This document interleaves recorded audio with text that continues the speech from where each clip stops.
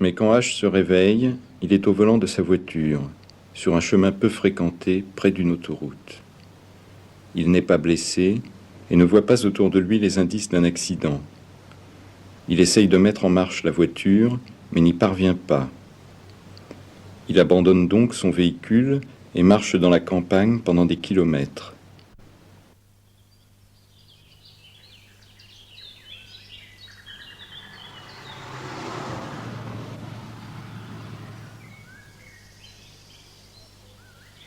Finalement, il aperçoit au loin deux hommes en train de faire un pique-nique.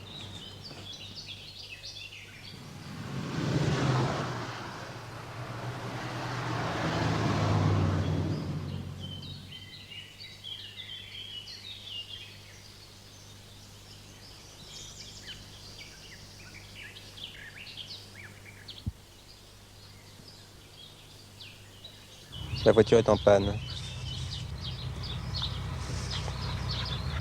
Vous pourriez peut-être m'aider? J'ai absolument besoin de téléphoner. Je suis très en retard. Quel ennui.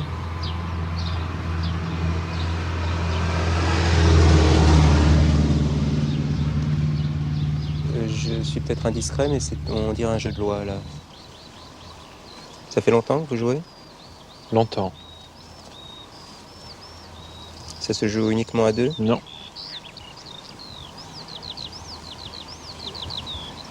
Vous ne jetez pas les dés? Pas cela.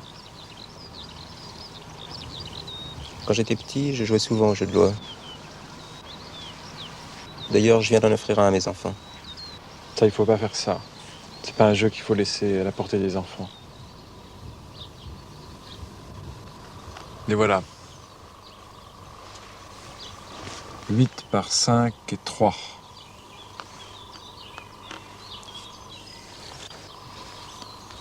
Vous avez 1 heure. Au revoir. H comprend qu'il est victime d'un cauchemar.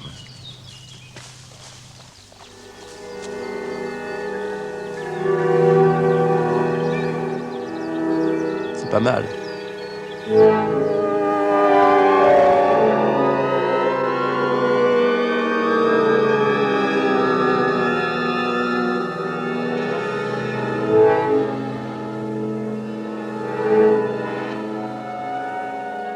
Par 4 et 2.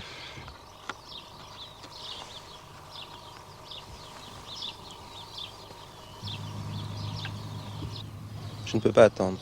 J'ai rendez-vous dans une demi-heure. Alors, faites vite.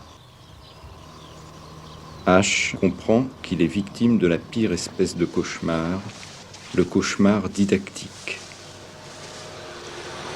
Il s'agit d'un jeu de loi ordinaire dont les cases représentent une certaine portion du territoire. Le joueur doit se déplacer lui-même et se rendre par des moyens convenables au lieu assigné par le sort. Quelques heures plus tard, H se promène dans Paris. Soudain, une voix l'appelle. Vous venez?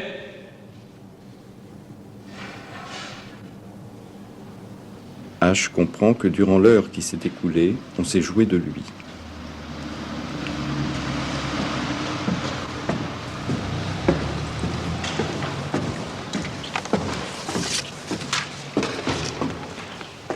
Vous êtes en retard. Vous savez pas très bien ce que vous risquez. Vous étiez là et vous devriez être en route pour cette case-là. C'est ici que j'aimerais être. Home. Je dois d'abord passer chez moi. Il y a quelqu'un qui m'attend. Je suis en mesure de vous dire que quelqu'un vous attend à cette case-là. Et que c'est autre chose qu'un rendez-vous. J'y serai jamais. Il n'y a pas de honte à courir un peu?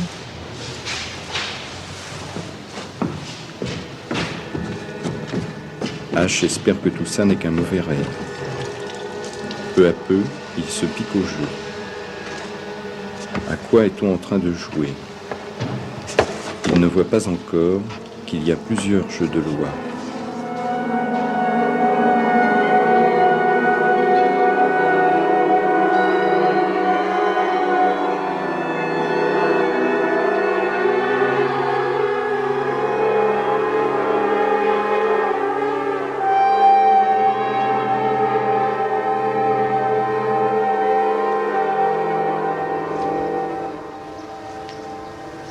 Une demi-heure après, Ash rencontre l'autre joueur.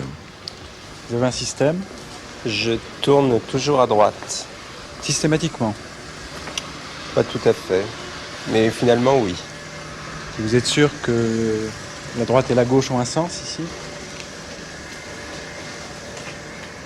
Et si la sortie du labyrinthe était ailleurs qu'à droite? Je suis pressé. J'ai rendez-vous dans une demi-heure. Alors un conseil, ne prenez jamais 2 fois dans le même sens la même rue. Et faites comme Ariane si elle était folle. C'est-à-dire? À chaque fois que vous voyez une nouvelle rue, vous la prenez. Et vous ne revenez sur vos pas que si vous ne pouvez pas faire autrement. Qu'est-ce que vous allez faire? Comme Ariane si elle était sage.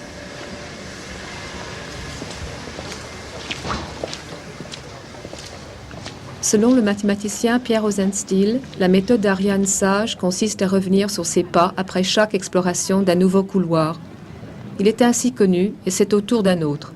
Au contraire, Ariane folle explore le plus possible et ne revient sur ses pas qu'en dernier recours. Ces 2 attitudes sont cohérentes et permettent de résoudre un labyrinthe. Tout voyageur peut être considéré comme un myope. Il ne voit pas plus loin que l'horizon. La carte est le moyen d'agrandir son champ de vision. Ainsi, la carte du labyrinthe résout d'un seul coup le labyrinthe. La carte supprime le labyrinthe. L'histoire de la cartographie est donc une entreprise de destruction des labyrinthes commencée il y a 5000 ans. Un labyrinthe est résolu, on dit aussi battu, quand chaque couloir a été parcouru une fois et une seule dans chaque sens.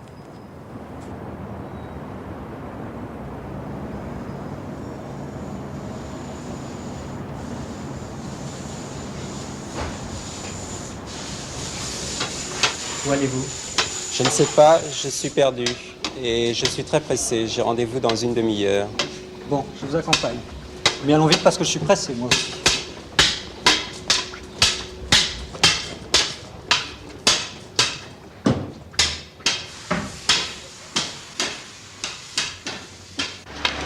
Nous sommes à pas loin.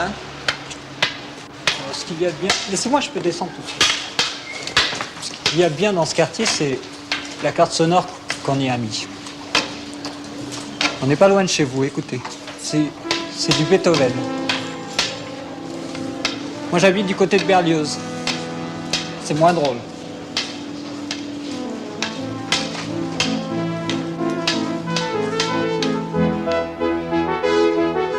Carte sonore pour aveugles, étrangers et illettrés.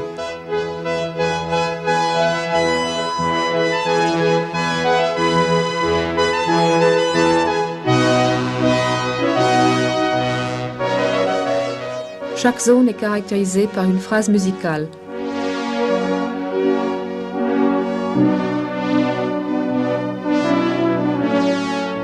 Le trajet est correct quand il suit une mélodie donnée.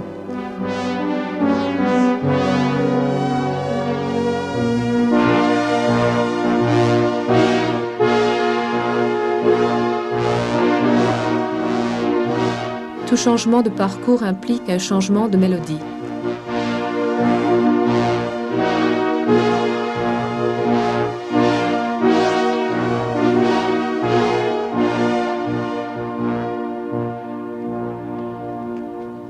Quelques heures après, il sombre dans le désespoir et il doit trouver refuge dans une église.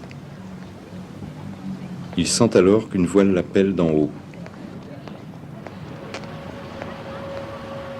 Venez, on voit mieux ici.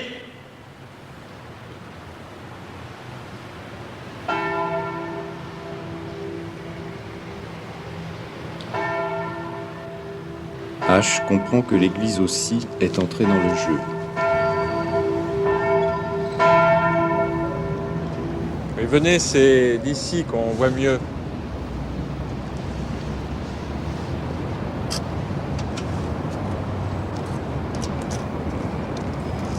Je ne peux pas trop m'approcher. J'ai le vertige.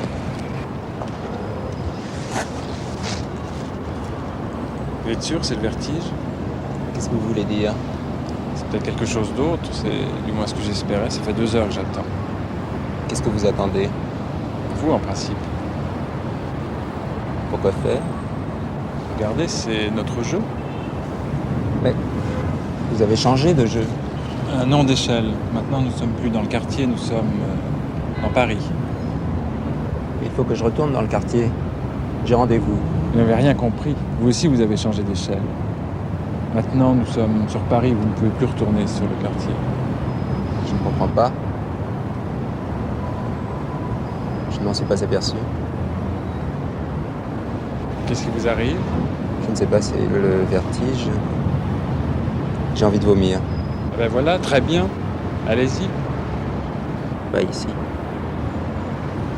Pourquoi il faut oser?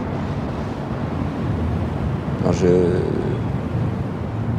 peux pas. Je ne veux pas vous infliger un spectacle aussi pénible. Allez, allez-y.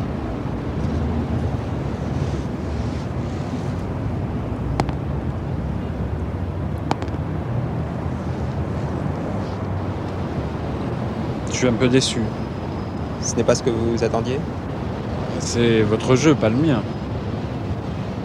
À quoi voyez-vous ça? Par la couleur. Vous devez aller là. Vous êtes sûr de ne pas avoir encore envie de vomir un petit peu pour moi? Pas vraiment, mais j'ai un peu mal aux oreilles. Ah bah je vois. Ne vous inquiétez pas, ça fait un peu mal au début, mais après c'est très très bien. 6 et le 3. 6 et 3. Je dois aller là.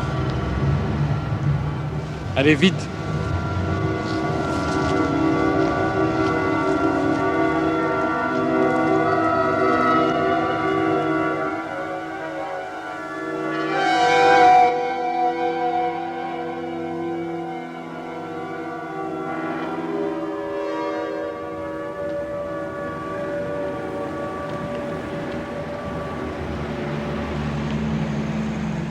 Quelques minutes après avoir abandonné l'église, quelqu'un l'appelle de l'intérieur d'une voiture. La voiture fait aussi partie du jeu.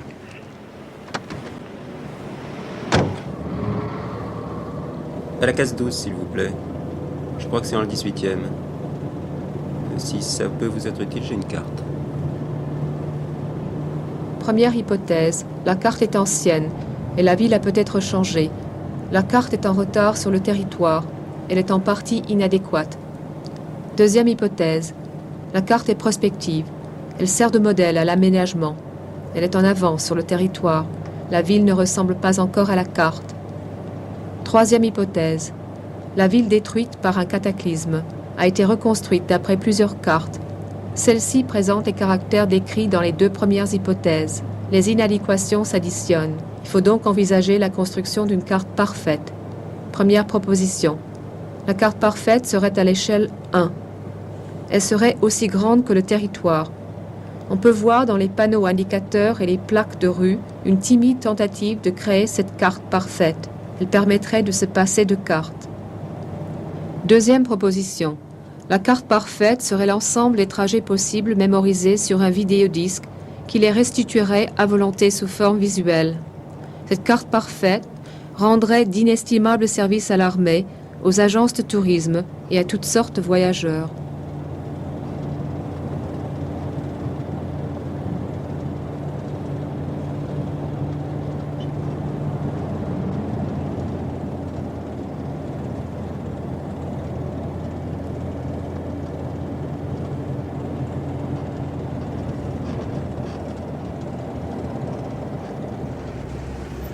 On a changé d'échelle, il paraît. À la gare.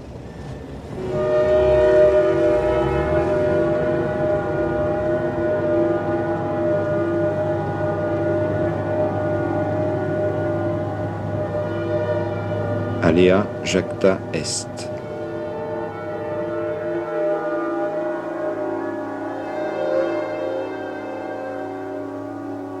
Une fois de plus, le hasard fait bien les choses.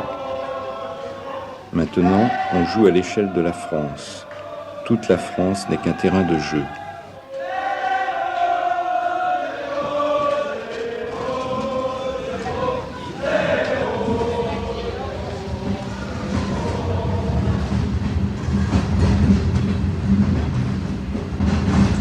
À cette échelle, deux cartes se mettent à diverger. Celle qui s'écarte pour disparaître s'appelle carte mentale.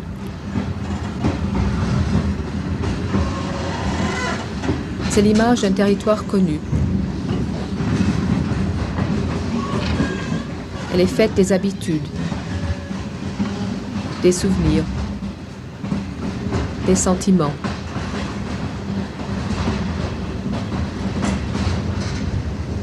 C'est l'univers familier des espaces usuellement fréquentés. L'autre est une carte papier qui représente un territoire peu ou pas connu. Les savants prétendent qu'on ne voit que ce qu'on sait. Il faut alors conclure à la toute-puissance de la carte papier.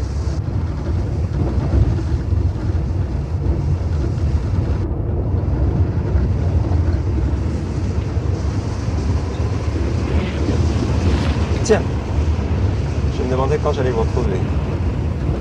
Vous en êtes bien sorti. Je m'y attendais pas. Vraiment? Vous dites ça pour me faire plaisir. Ça va peut-être pas durer. Comment se fait-il qu'on se retrouve partout? Faut suivre les règles. Les règles. J'aimerais les connaître, les règles. C'est très bien. C'est très très bien. Beaucoup ne s'y intéressent pas aux règles. Ils ne savent même pas qu'ils jouent. Les joueurs sont si nombreux. Très nombreux. Tout le train. Tout le train? Tous.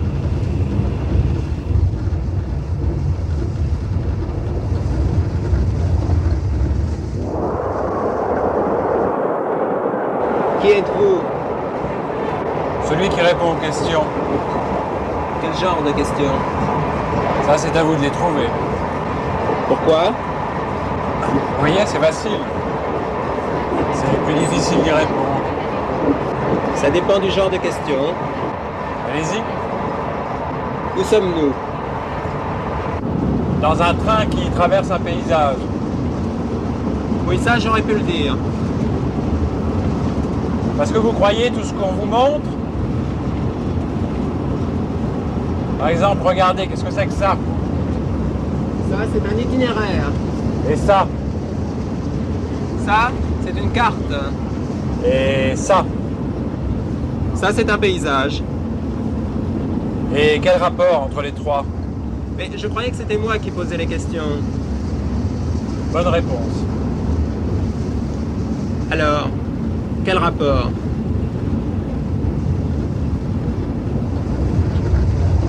Le bruit des bogies du train l'endort. H se dit qu'après tout, puisque le rêve s'éternise, il vaut mieux faire une petite sieste afin de l'abréger.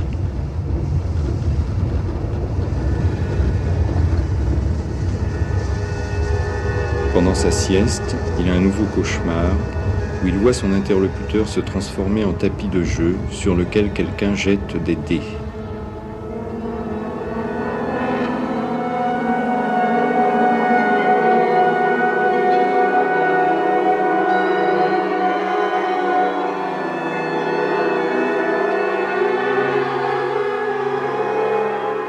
H comprend que le jeu lui ordonne de descendre du train.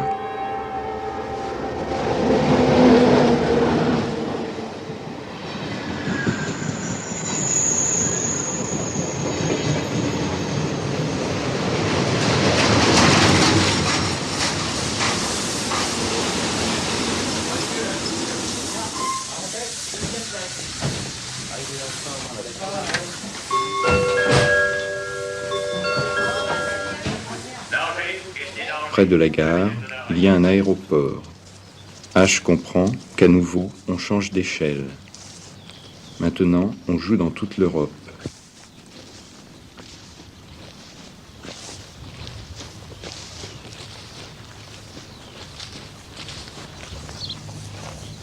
On se retrouve. Encore vous. Et ça s'est passé comment alors? Cette fois, ça a été beaucoup plus dur. J'ai perdu des heures, des heures. J'avais pourtant avancé de 4 cases et je suis tombé sur un type qui m'a tenu la jambe pendant un temps Vous espérez infini. qu'on rattrape maintenant?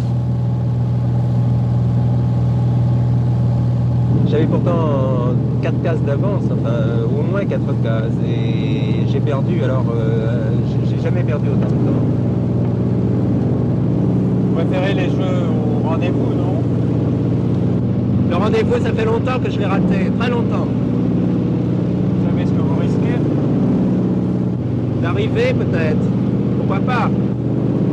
Non, vous savez pas ce que vous risquez.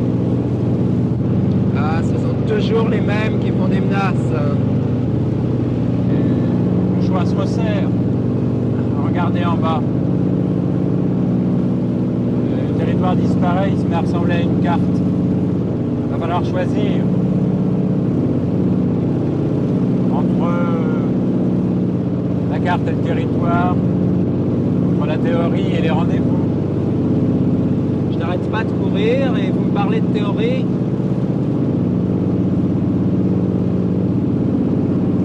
Vous voyez bien qu'on est à l'endroit où les cartographes font les cartes. Le territoire disparaît.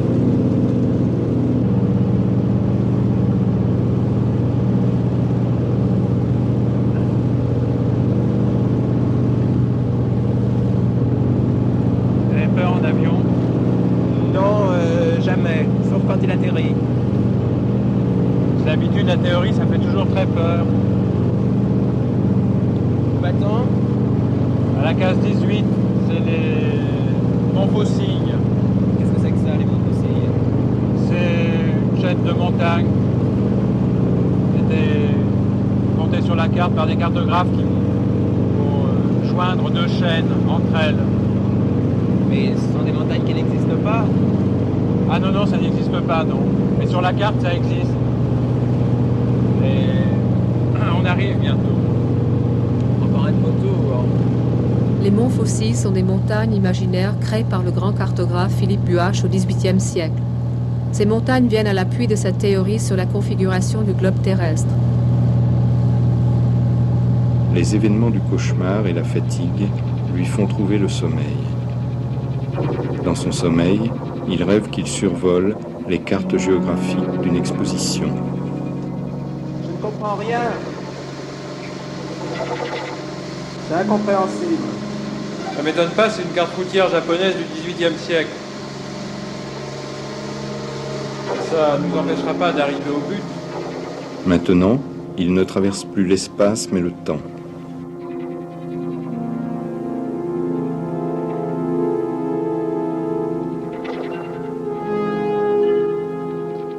Toutes les époques se confondent.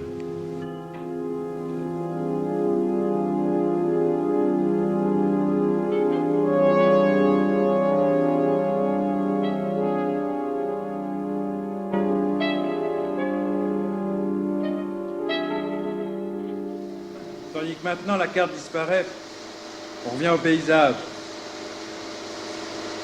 Tenez, c'est là que j'avais rendez-vous tout à l'heure. Vous savez déjà que vous n'y serez jamais. Ce retour au paysage permet de poser une question délicate. Si la carte est une représentation du paysage ou du territoire, qu'est-ce que le territoire? Il apparaît à l'évidence que le territoire est la somme de toutes les cartes, le résultat d'une addition infinie.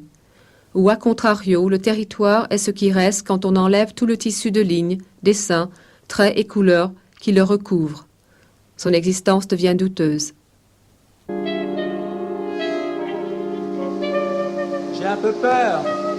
Nous survolons un labyrinthe. Il n'y a pas de quoi avoir peur, nous sommes en avion.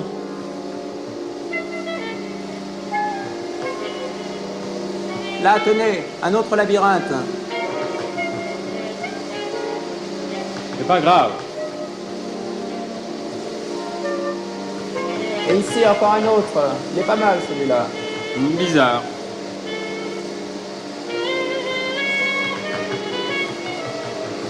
Et là, encore un autre labyrinthe. Ah, j'y suis. Nous sommes au centre du dé. On appelle ça l'œil du dé. Ça bouge, pourtant. Ouais, je crois qu'on va bientôt sortir et on connaîtra le dernier tirage.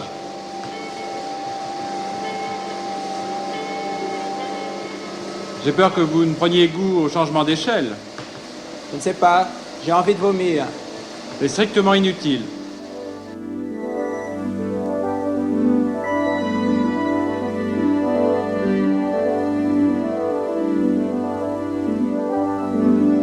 Une carte peut être dite erronée quand on ne retrouve pas dans le territoire ce qui figure sur la carte.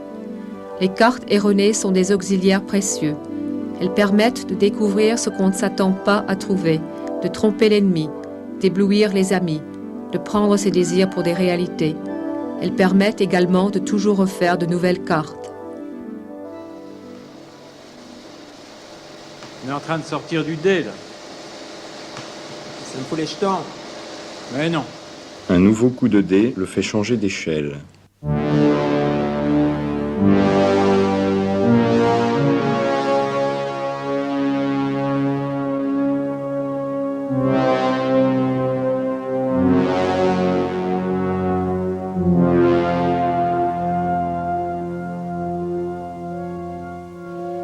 Maintenant, toute la planète est entrée dans le jeu.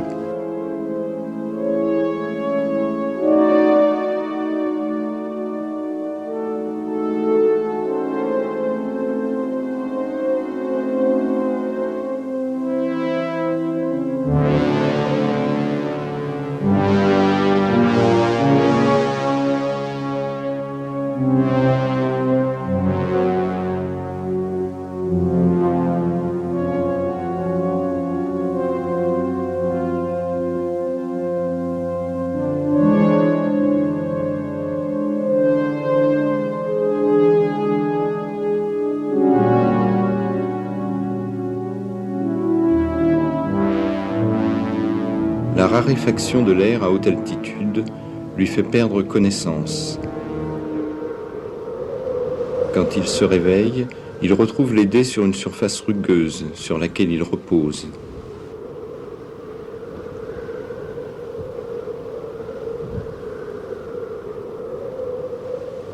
Il ne peut pas résister à la tentation de jeter lui-même les dés.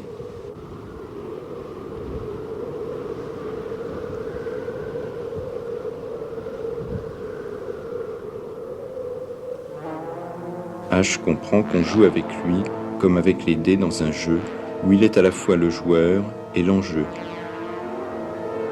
Les règles du jeu l'obligent encore à changer d'échelle. Il est maintenant passé à la dimension cosmique.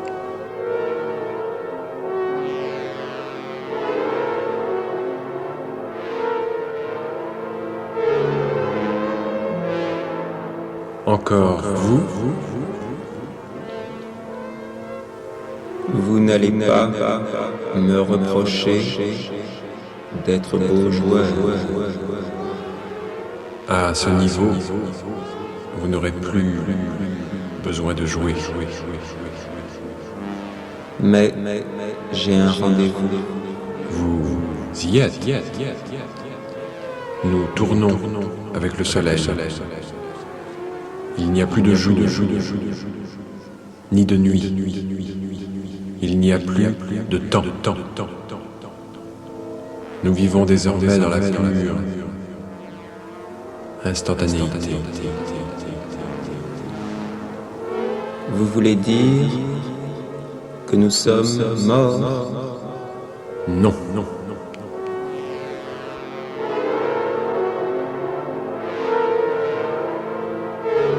C'est le territoire, la planète qui est morte. S'il n'y a plus de temps, il n'y a plus d'espace. Juste cette image. Tout est devenu carte pour nous. C'est absolument tragique. Tragique. On ne peut être sur Terre et dans le ciel à la fois.